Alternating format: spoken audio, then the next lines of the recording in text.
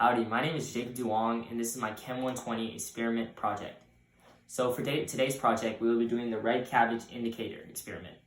And pretty much what we did is we got some red cabbages and added them to boiling water. The byproduct is actually a pH indicator because it contains a pigment called anthocyanin. And what anthocyanin does is whenever an acid or base is added to it, it will change a different color. So a little background on the pH. The pH scale is a scale from 0 to 14, in which 0 is very acidic, 14 is very basic, and 7 is neutral. So in this project, when we add the solutions to our cabbage water, it will turn a certain color based on whether it is acid or a base. 0 or very acidic would mean that the color would turn red, and 14 it would turn green. So let's get on to the experiment. So for our first thing that we're doing, we have vinegar.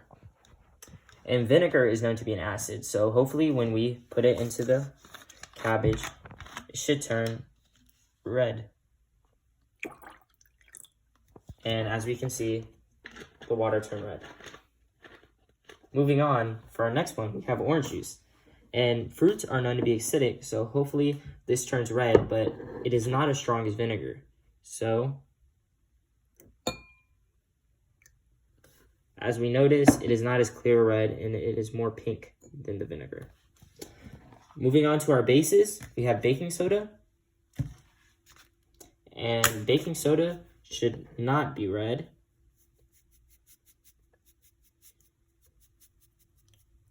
It should be bluish green, as it is basic. Lastly, we have a laundry detergent, which is also known as a household base. And adding it into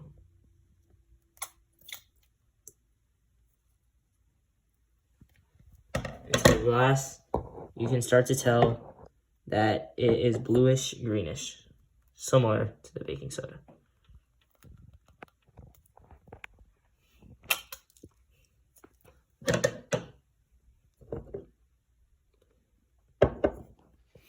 In conclusion, as you can see here, we had the most acidic solution, which is the reddest, all the way to the most basic.